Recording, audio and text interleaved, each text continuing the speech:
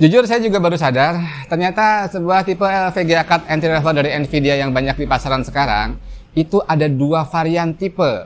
Dan lucunya, dua varian tipe ini dijual dengan harga yang mirip-mirip alias hampir sama. Tapi ternyata beda banget performanya, bahkan sampai hampir 2 kali lipat beda performanya.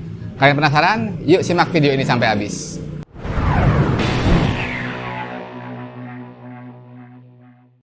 Halo, salam istimewa dari Jogja. Siang ini saya ditemani oleh 3 buah VGA card yang bentuknya imut-imut dan minimalis seperti ini.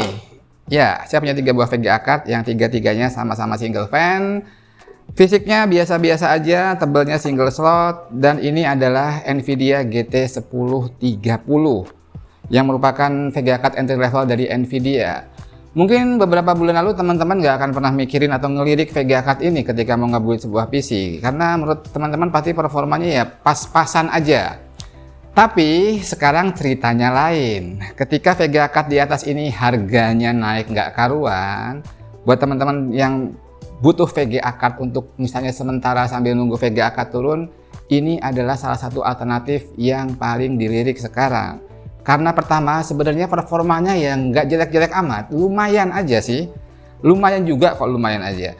Dan harganya yang penting, harganya itu naiknya juga normal-normal aja. Mungkin secara average naiknya 5-10% aja dari harga beberapa bulan yang lalu.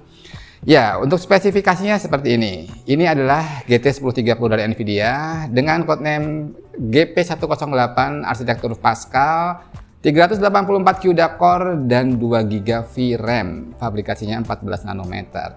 Nah, pada episode kali ini saya ingin sedikit memberikan informasi bahwasanya sebenarnya di market itu ada 2 jenis GT1030.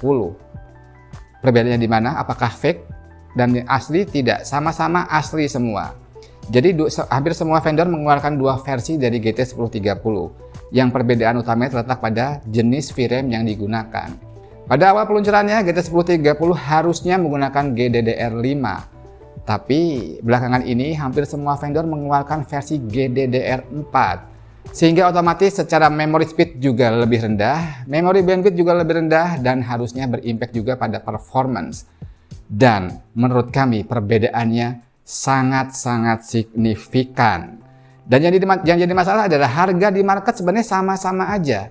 Kalau kita bilang hampir tidak ada perbedaannya antara yang versi GDDR4 dan versi GDDR5. Pengen tahu seberapa besar perbedaan performanya? Habis ini akan kita coba perbandingannya antara GT1030 DDR4 lawan DDR5. Jangan kemana-mana.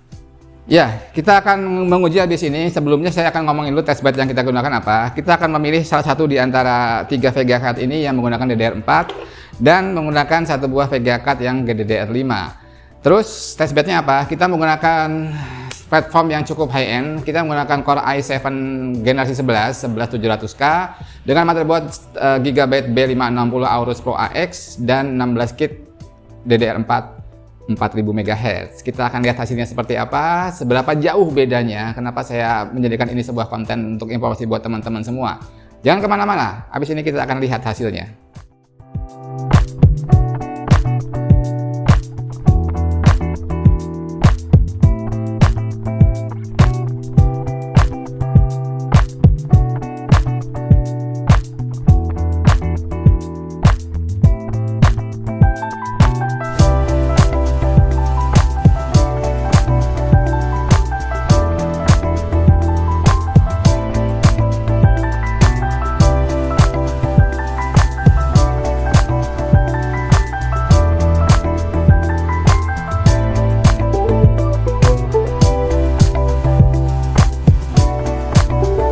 Dan setelah kita lihat hasilnya, ternyata perbedaannya besar banget.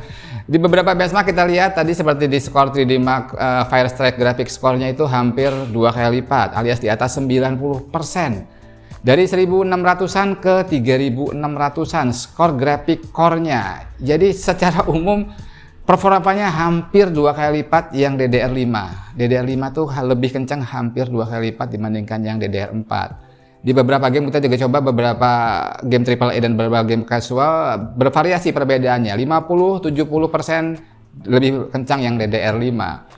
Nah, Di beberapa game AAA, walaupun ini memang sebenarnya bukan diperuntukkan untuk memainkan game AAA, cuman saya tadi coba beberapa game AAA seperti Assassin's Creed Odyssey, ini jadi krusial banget. Ketika menggunakan DDR4, FPS-nya ketika setting low resolusi Full HD itu cuma 17 FPS-an. Itu jelas nggak playable. Teman-teman nggak akan bisa main game itu kecuali minum obat mabok seperti Antimo dulu sebelum main game. Pasti akan mual, karena FPS-nya terlalu rendah. Tapi ketika menggunakan yang DDR5, itu dalam tanda kutip masih playable. Di kisaran 30 FPS, dan ini meter banget menurut saya. Dan yang jadi masalah, harganya di market itu tidak jauh berbeda. Kalau mau kita generalisir, kurang lebih malah sama harganya yang DDR4 dan DDR5. Jadi mungkin itu informasi yang kita bisa sharing pada episode kali ini. Informasi yang mungkin berguna buat teman-teman yang ingin mencari VGA card entry level untuk menunggu sementara sampai VGA card idaman teman-teman sudah terjangkau harganya. Jangan salah beli, be a smart buyer. Sampai di sini dulu. Salam istimewa dari Jogja.